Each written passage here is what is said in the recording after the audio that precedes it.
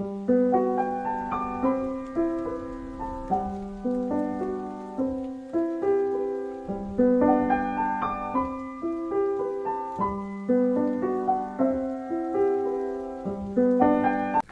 Hind everyone. Myself Dr. Vanna Sharma from Ajay Kumar Garg Engineering College, Ghaziabad. The subject which I am taking, that subject is Engineering Physics, and the subject code is KS101T. The topic which I have started, that topic is laser and fiber optics, and we have covered basic processes involved in laser. Then we have discussed about the principle of laser action, main components of laser system. After that, we have discussed about two different type of laser systems on the basis of energy states. We have discussed about 3-level lasers as well as 4-level lasers. After that, we have started discussion about a solid state laser, that is Ruby laser, which we have already completed. And today the topic which I have taken, that topic is discussion about a gas laser, which is your helium neon laser. So for today's lecture, the topic is helium neon laser. As you can see from the name of this laser, there are two gases, two inert gases involved in this laser system. One is helium gas and the second one is neon gas. So because of the presence of these gases in this particular laser system, this is a gas laser. And as you know, the first laser which was discovered in 1960, that was Ruby laser. And after the discovery of Ruby laser, after 1 year, this laser came into existence. And still this particular laser is the most popular laser in the market. So there are lots of reasons because of which this laser is still the most popular laser in the market. And one of the important reason is that the operating lifetime of this helium neon laser is very long. This laser can operate up to 50,000 hours without any refill. So because of that reason, this laser is a very popular laser. So first of all, I would like to discuss some general features or general points related to this helium neon laser. This helium neon laser, as you can see here, it is a gaseous laser. So the reason why this is a gaseous laser, that is very much clear, that this helium neon laser, its active medium is in gaseous state. So that is the reason this laser is known as a gas laser. So that is the explanation of first point. Then second one is, this laser is a 4-level laser. As you know that all the lasers which are present in the market, either those lasers, they are 3-level lasers or 4-level lasers.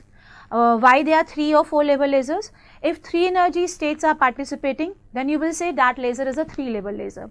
If 4 energy states are participating, then you will say that is a 4-level laser. So since 4 energy states are involved in light amplification in helium neon laser, so because of that reason, this laser is known as a 4-level laser. So that is your second point related to this helium neon laser. Third point is, this laser is known as an atomic laser. As you can see here, there are two gases, inert gases, helium and neon. And since those two gases are inert gases, so both helium and neon, they will be present in atomic state. So because of that reason, this particular laser is known as atomic laser. So two inert gases, both in atomic state, that is helium atoms are participating and neon atoms are participating. So that is the reason this laser is known as atomic laser. Now the next point is, this particular laser, this laser is having output in CW mode. Here the meaning of CW is continuous wave mode. C stands for continuous here. So continuous wave mode. So what is the meaning of that? The meaning of this is, you will get the continuous output from this helium neon laser. So because of this reason, this is known as a CW laser, or you can say the output is in CW mode. Next point is, the output of this laser, that is in visible range of electromagnetic spectrum. The output of this helium neon laser, that is equal to 6328 angstrom. So as you know, the visible light that is having wavelength ranging from 4000 to approximately 8000 angstrom. So you are getting light of wavelength 6328 angstrom. So you are getting output in visible range. So these are the general features. First, it is a gas laser, then it is a 4-level laser, then it is an atomic laser, output is in CW mode, and finally the output is in visible range of electromagnetic spectrum. Now you know that in any laser system there are 3 main components which are involved in light amplification. So 3 main components which are involved in this laser system. The first one is its active medium. So basically it is a gas laser, and there is a mixture of 2 gases. There are 2 gases, one gas is helium and the other one is neon. So we are taking a mixture of 2 gases, and that particular mixture is placed in a discharge tube. So there is a glass discharge tube. I am just showing you that particular diagram for construction of this laser. Here you can see a glass discharge tube is there, and inside that glass discharge tube we have a mixture of 2 gases. First gas is helium and the other one is neon, and the ratio of these 2 gases is 10:1, means if there are 10 parts of helium, then there will be 1 part of neon. So the population of helium atoms that is greater in this active medium as compared to neon, and these 2 gases, they are kept in this discharge tube at a very low pressure. So this is your active medium of helium neon laser. So let me explain with the help of this. So what you are having in the active medium? You are having a mixture of helium and neon. These 2 gases, they are enclosed at a ratio of 10:1, and these 2 gases, they are kept in the discharge tube at a low pressure, right? Now out of these 2, you have 2 gases there, one is helium and the second one is neon. Out of these 2 neon atoms, these are the active atoms, these are the active participants. Then the question arises, what is the role of helium in this laser? If neon atoms, they are actually participating in light amplification, then why helium is added in this laser? What is the role of helium here?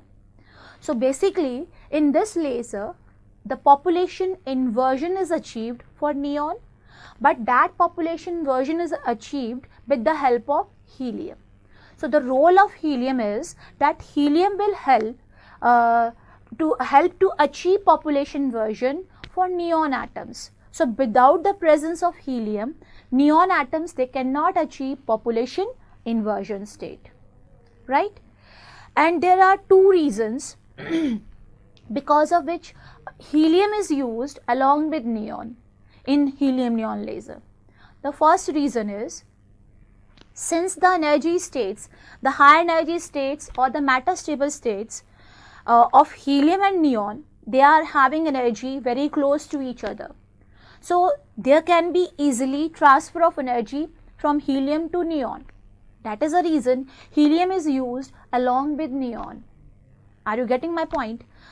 Why we are using helium along with neon if only neon is participating in light amplification? Reason is the energy states, the high energy states of helium and the high energy state of neon, they are having energy very close to each other. It means there can be a easy transfer of energy from helium to neon. That is the reason we are using helium along with neon. And the second reason is, the helium atoms, they are lighter as compared to neon, and the direct excitation of helium, that is very easy as compared to neon. So the first step is, we will excite helium atoms, then those excited helium atoms, they will help to achieve population inversion in case of neon. So this is your active medium. I hope now active medium is clear. What is active medium here? That is a mixture of 2 gases, two neutral gases, helium and neon, and these two gases, they are enclosed in a ratio of 10:1, and they are enclosed in that discharge tube at a very low pressure, right? And actually neon will participate in light amplification, but helium will help in achieving that population inversion state. So this is the first component of helium neon laser. Now the second component. So as you know, the second essential component of any laser system is its pumping source. So the pumping source for helium neon laser is electric discharge pumping. Why I am saying electric discharge pumping? All type of gas lasers, they are based upon electric discharge pumping. So what is there in electric discharge pumping? You can understand it with the help of this diagram here. Electric discharge pumping means there are two electrodes. So these are the two electrodes present at these two ends. So these two electrodes, they are connected to a high voltage source. So electric discharge, that will start moving, or electrons will start accelerating inside this active medium. These are two electrodes. When these two electrodes, they are connected to a high frequency source, then the electrons or electric discharge that will start flowing inside the active medium, means electrons will start moving inside this active medium. What is there in active medium? There are helium and neon atoms. Now these electrons, because of electric discharge, electrons will start accelerating, means now you have electrons with kinetic energy. Those electrons, they are moving inside this active medium. These electrons, they will collide with helium as well as neon, and because of that collision, population inversion is achieved. But in case of helium neon laser, there are two processes involved in order to get the population inversion. The first step is electric discharge pumping is involved. So what is the role of electric discharge pumping? Well, electrons will start accelerating here. Those electrons, they will interact with helium atoms as well as neon atoms. But you know the population of helium, that is higher here as compared to neon. It means the possibility of interaction between helium and those accelerated electrons is comparatively higher as compared to the interaction between neon atoms and electrons. What I am saying, there are two different type of atoms. You have A type of atoms. Here A stands for helium, right? And you have B type of atoms, and here B stands for neon atoms. So initially what will happen here? These A type of atoms, they will get excited with the help of this electric discharge pumping. Means helium atoms, they will be excited to higher energy state because of electric discharge pumping. Because of these accelerated electrons, helium will move into higher energy state. So here this A star, that represents excited energy state for A type of atoms or helium atoms.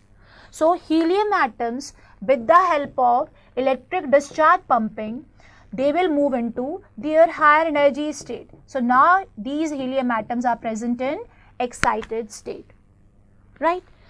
Now in this active medium, excited helium atoms, they will collide with unexcited neon atoms. So there will be a collision between excited helium atoms and unexcited. So because of that collision, neon, that will reach into its excited state.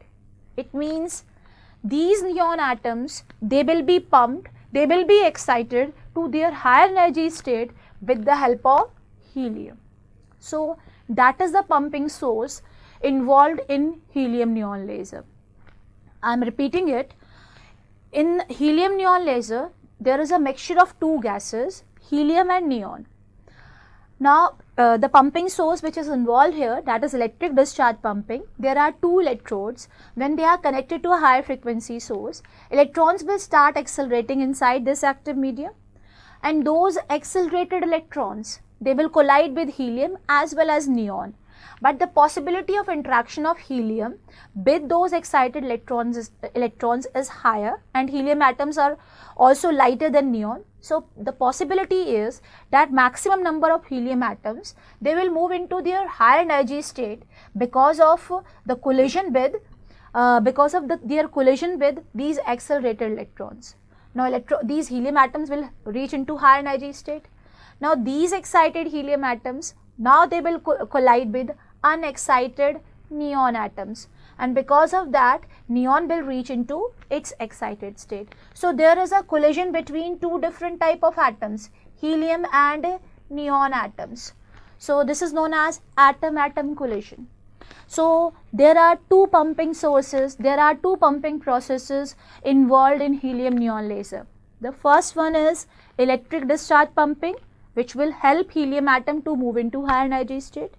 And the second type of pumping is atom-atom collision pumping, that process will help to achieve population version for neon atoms, right? So the third component of a laser system is known as resonant cavity. So the third part is resonant cavity, and you all know what is the meaning of resonant cavity in a laser. Resonant cavity means a combination of two mirrors at the two ends of active medium. So in this particular case, at the two ends of the glass quartz tube, there are two mirrors or two reflecting ends.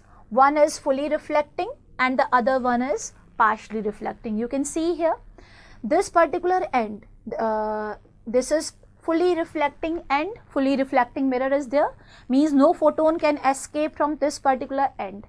And the other end, this one is partially reflecting, means its reflectivity is less than 100%. So the combination of these two mirrors, that is known as resonant cavity here. And you also know the output of any laser system, that is always obtained from partially reflecting end. So you will finally get the output from this end. So this is the construction of helium neon laser. So I am concluding the construction here. Three parts are there in construction. The first one is active medium. So you can see here, this is the active medium, a glass discharge tube, and in that glass discharge tube we are having a mixture of helium and neon gas at a very low pressure. So that is your active medium. Then second one is pumping method or pumping source. So you are having two different pumping processes involved in helium neon laser. First one is electric discharge pumping. Electric discharge pumping will help to achieve excited helium atoms. Then those excited helium atoms, they will interact, they will collide with unexcited neon atoms. So there will be atom-atom collision between helium and neon atoms, and then you will get the population version.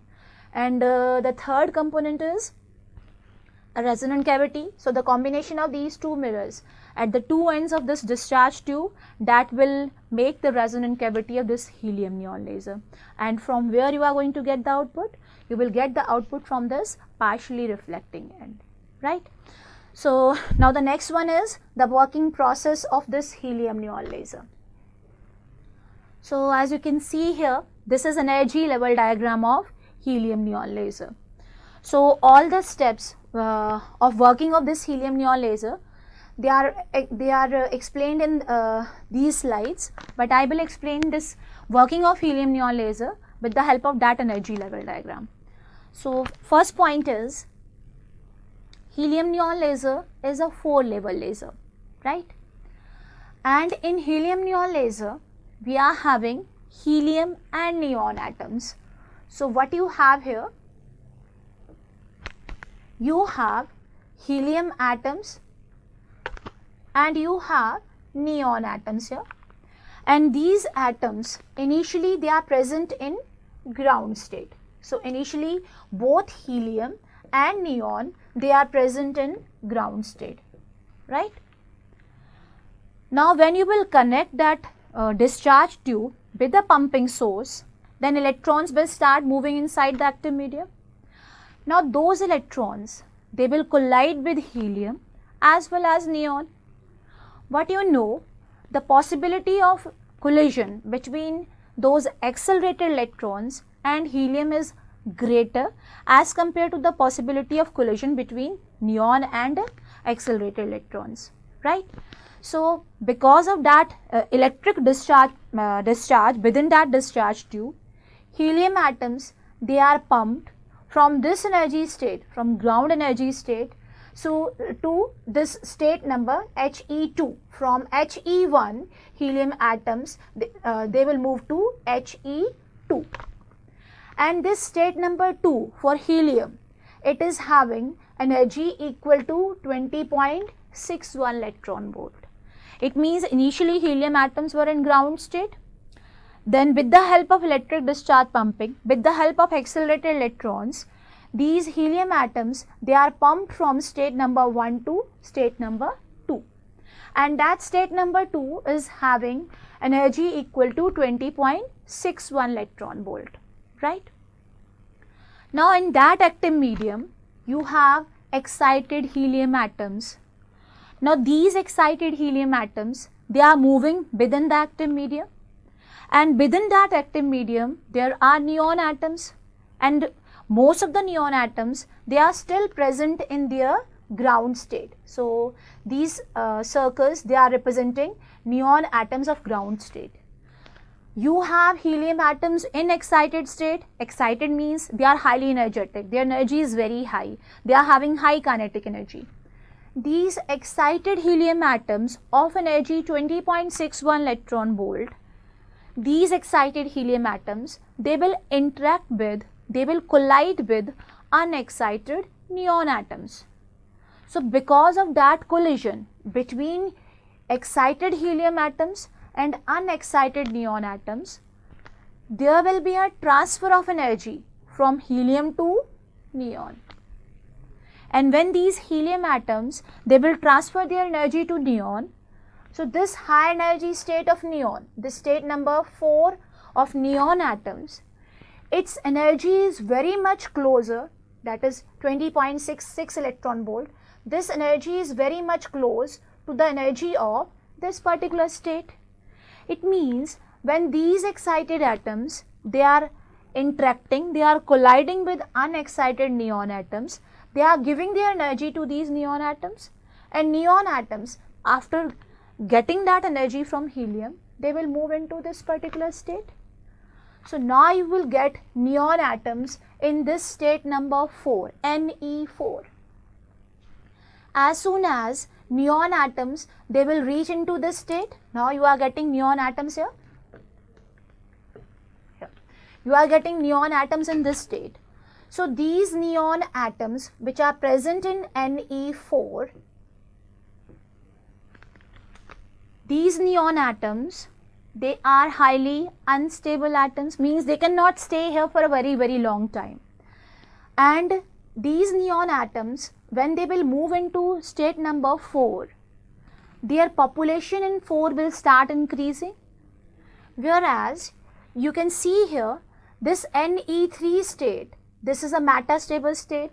This Ne2 state, this state is also a metastable state. So in metastable states, as we have already discussed, that ideally these states will be empty. So, but practically few atoms can be there in these metastable states. So the state number 3 is ideally empty, no atom is present there, or you can say few atoms can be there in Ne3. So as soon as there is a transfer of energy from excited helium atoms to neon, and neon is transferred to Ne4, with respect to 4 and 3, there is a population inversion state, means now you have a population inversion between 4 and 3. Why you have a population inversion between 4 and 3? Because 4 is having population of neon atoms, some neon atoms are there in state 4. But 3 is not having any type of atoms, ideally no atom is there, or in practically few atoms can be there. So as soon as the population of 4 will increase with respect to 3, you will have population inversion between 4 and 3. So once you will achieve that state of population inversion, then the atoms which will complete their lifetime in 4, what they will do? They will try to come down, these atoms which will complete their lifetime here, these atoms will try to come down to state number 3. So when the atoms of state 4, if they are automatically coming down to state number 3, they will emit their extra energy in the form of a photon here.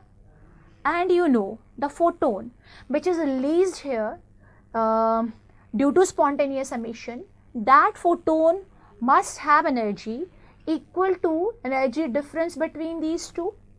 Energy of this state is 20.66 electron volt and energy of this state is 18.70 electron volt. So equal to the difference between these two states, you will get a photon of exactly that much energy. So this photon was emitted due to spontaneous emission, and this photon is having wavelength 6328 angstrom, right? Now this photon, it will start moving inside the active media and it will be reflected by the two reflectors present at the two ends. So this photon is moving back and forth between those two mirrors, and during that journey, when it is moving between the two mirrors, it will interact with these neon atoms, and because of that interaction, this photon will trigger a transition from Ne4 state to Ne3 state. So when this transition is triggered from 4 to 3, when this transition is stimulated from 4 to 3, you are going to get a photon there. So that photon is emitted due to stimulated emission. So that one photon which was emitted due to spontaneous emission, now it will convert into two photons. And these two photons, first was emitted due to spontaneous emission and the other one is emitted due to stimulated emission. Now these two, again they will start moving within the active medium. Now these two, they can interact with two more excited neon atoms, and because of that interaction, they can trigger two more downward transitions. It means you can get two new photons. So now what you have? You have two incident photon, they will trigger two stimulated emission transitions, two will convert into 4. Then these 4 photons, they can interact with 4 more neon atoms of Ne4 state, and because of the interaction between photons and those neon atoms, they can trigger 4 more downward transitions. It means then those 4 photons, they will convert into 8 photons, right? There will be multiplication of photons, and because of that multiplication, you will start getting the amplified light there, or amplified laser beam there. So a time will come when the photons will get sufficiently amplified, and then that highly amplified, that highly coherent laser beam, that will escape from the partially reflecting end. So in this way, there is a transition from Ne4 to Ne3, and these two states, they are participating in light amplification. The amplification of light will take place between this state, Ne4 and Ne3. So Ne4 is known as upper lasing level here, and Ne3 is known as lower lasing level.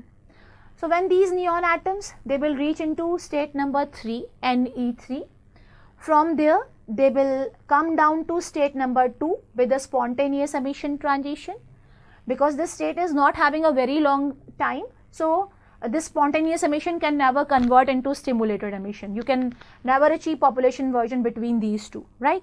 So from Ne3, atoms will come down to Ne2, and when atoms will come down to state number 2, they will come down to finally state number 1 with the collision with they will come down with the collision with the glass discharge tube. So finally these neon atoms are coming down to state number 1, that is Ne1 state. So what is the beauty of this energy level diagram is that we can always maintain, we can continuously maintain the population version state here. Why you can maintain that population version state? Because these two states, they are actually participating in light amplification. Population version will be achieved between these two, and this state is ideally empty.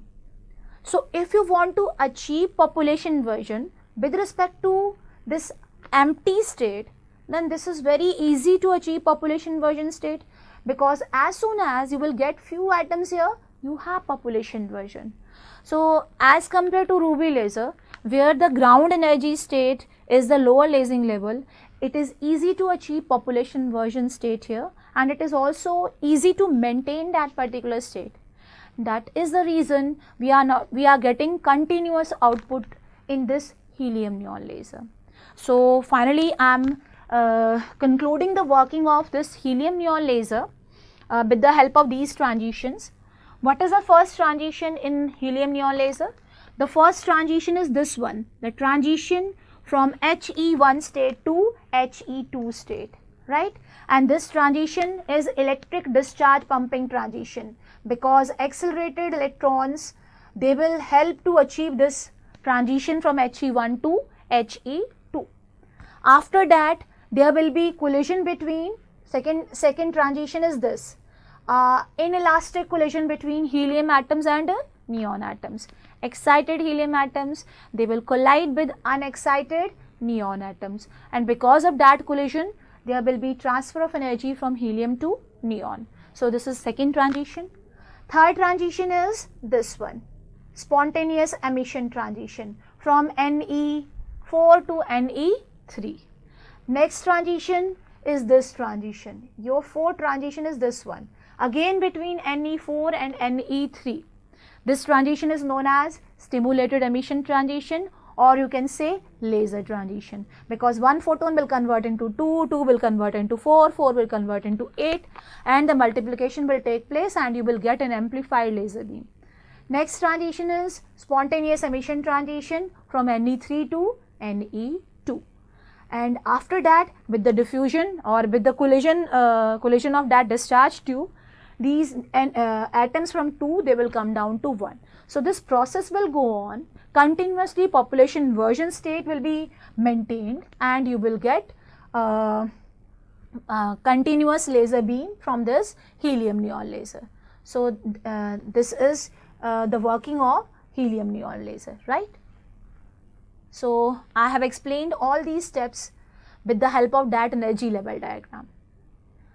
Now finally, the applications of helium neon laser. So this, as I have mentioned at the starting of this lecture, that helium neon laser, that is still the most popular laser in the market, and this laser is having a large number of applications, and a few applications are mentioned over here. The first one is, you might have seen the scanners which are used to scan the QR codes or those slips or those bills in supermarket. So supermarket scanners typically use helium neon, they typically use helium neon laser to scan the barcodes to identify the products. So these helium neon lasers, they are used at the counters, at those cash counters, to scan the barcodes or QR codes. So they are used in supermarkets and other places. Next one is, these helium neon lasers, they are used to monitor air pollution. So basically there is a technique, and the name of the technique is LIDAR. I am mentioning it here. LIDAR. LIDAR means light detection and ranging. Light detection and ranging, with the help of this particular process, with the help of this particular technique, the pollution or the aerosols which are present in our atmosphere, they are detected with the help of this technique. So in this technique, basically the laser light or the laser beam that is sent into the atmosphere, and the pollutants or aerosols, wherever those aerosols will be present, light will incident over those particles, then light will get scattered, and finally it will be received by the receiver. So with the help of this LIDAR technology, these pollutants or air pollution is detected. So if there will be clear atmosphere, then there we are having a standard graph, and if there are some pollutant or aerosols are present in our atmosphere, then over those points where the pollutants will be present, there will be deviation from the standard graph. So we can locate at which point those aerosols are present, and in which intensity those aerosols or pollutants are present, right? Helium neon lasers, they are also used to remove birthmarks and tattoos. So dermatologists, they are using this helium neon laser to remove tattoos and birthmarks. You might have seen the holograms in your books or at some other places. So basically, what are those holograms? They are three-dimensional photographs. They are three-dimensional images of three-dimensional objects. In case of ordinary photography, there will be a two-dimensional image of a three-dimensional object. But in case of hologram, there will be a three-dimensional image of a three-dimensional object. So that particular process is known as holography, and holography is based upon interference.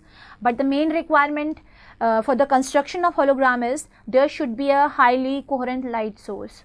So this helium neon laser, that will provide you a highly coherent light source in visible range. That is the reason for the construction of holograms, for the making of those holograms, helium neon laser is used. So in holography, this helium neon laser is used. So these are few applications of helium neon laser. Quickly I am concluding these applications. In supermarkets, just to read barcodes or QR codes or to scan those products, helium neon laser is used. Second one is for the detection of, for the study of atmosphere, for the study of presence of air pollutant or aerosols. This LIDAR technology is used, and in case of LIDAR technology, LIDAR means light detection and ranging. So we are using helium neon laser. Then one more application is there. Dermatologists, they are using helium neon laser for removing tattoos and birthmarks. And in case of holography, for the construction of holograms, for the making of holograms of three-dimensional images, helium neon laser is used. So these are the applications of helium neon laser. So you have to explain construction, working with the help of energy level diagram, and applications. So that's all about laser here. So here this first topic, that laser, ends. So thank you very much.